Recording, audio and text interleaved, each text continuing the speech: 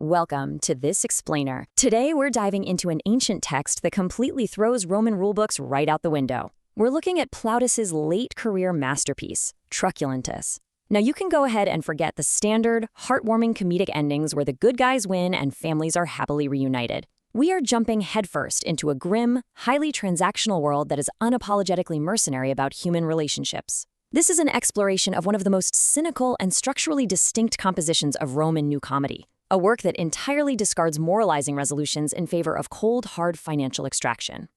Here is our roadmap for today. We will move through exactly 6 analytical segments. Segment 1, Introduction and Thematic Thesis.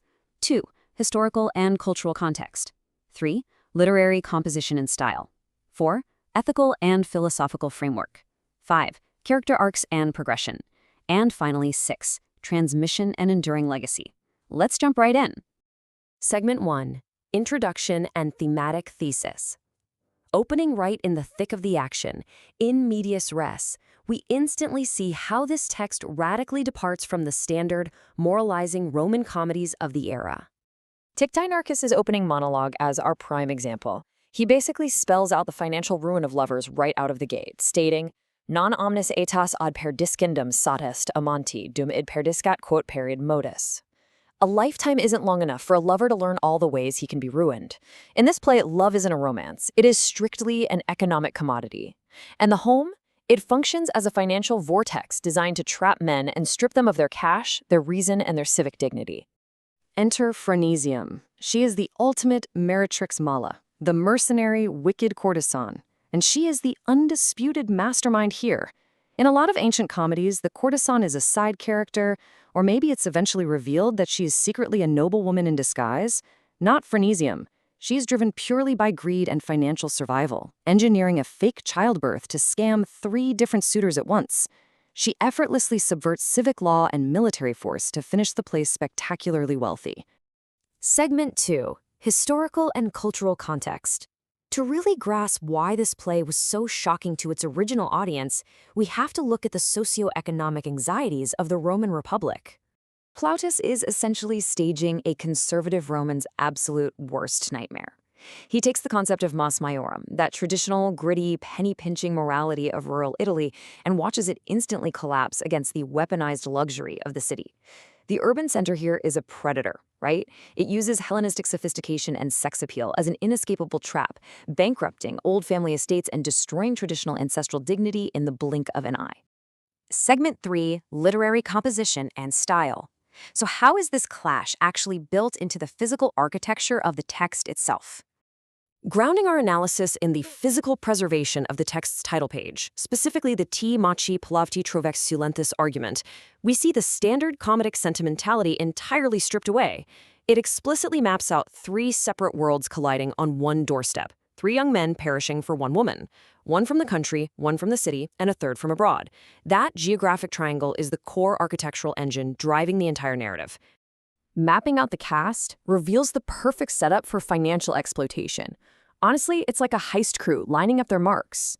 You have Dinarchus, the ruined adolescence, a city boy who already blew his inheritance. Stratophans, the arrogant Miles Gloriosus, bringing foreign wealth back from Babylon. And Strabax, the naive adolescence rusticus, throwing his family's farm money away. Throw in a sharp-tongued maid and a grumpy service rusticus, and the stage is perfectly set to drain these men dry. Segment 4, Ethical and Philosophical Framework. This structural matrix inevitably leads us to the brilliantly cold ethics governing the play. In Phronesium's world, absolutely everything is commodified. I mean, human affection, agrarian wealth, even a counterfeit baby secretly bought from a local barber woman. It all has a price tag. Phronesium uses this fake baby purely as a child support scam to trap the soldier. As her maid points out, lovers are just fish in a net. You're only welcome if you bring a catch. Emotional rhetoric is entirely exposed here as a marketing tactic designed to strip the male elite of their capital. Segment 5, Character Arcs and Progression. Let's trace how this multi-layered scam actually plays out for our victims. Phronesium plays her suitors like an absolute fiddle. She fakes postpartum exhaustion while secretly using Dinarchus, who, by the way, accidentally supplied the real infant she needed for the scam. She coldly mocks the soldier's expensive gifts of purple robes and spices just to squeeze even more gold out of him, all while draining the stolen cash brought in by the clueless country boy. It is a masterful, multi-level extraction of wealth. Then there's the play's namesake, the servus rusticus himself, Truculentus. He starts out as this fierce, aggressive defender of old-school rural morality, yelling at everyone about city vices. But his tough guy act completely crumbles the second the cynical maid Astaphium flirts with him. Within minutes, he turns into a fawning buffoon, totally abandoning his morals for a little urban seduction. It's a hilarious, biting parody of traditional Roman toughness falling flat on its face. Act 5 completely upends the rules. The baby scam is exposed by Calicles, and Diniarchus is revealed as the true father of the infant. Now, in a normal Roman comedy, this is exactly where the courtesan gets punished, the good citizen wins, and moral order is restored. But not here.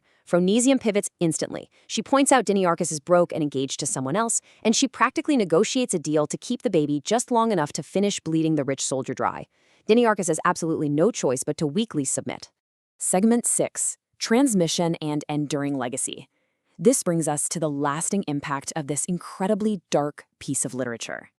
The text concludes with the men completely bankrupt, yet weirdly content with their own exploitation. There is no moral reckoning or punishment for Phronesium. Instead, two of her suitors get into a literal bidding war right outside her door. She addresses the audience directly, triumphantly dividing her time, favors, and beds between the soldier and the country bumpkin to maximize her long-term cash flow. It's a spectacle of absolute, uncontested dominance that cements the text's deeply cynical legacy in classical literature. So, as we wrap up this explainer, we have to ask a final question. Was Plautus just staging a localized conservative Roman nightmare, or does the absolute commodification of human relationships reflect an inescapable reality of urban materialism? The enduring brilliance of Truculentus is that it completely refuses to give us a comforting moral answer. It just leaves us with the stark, unvarnished math of human extraction. What do you think?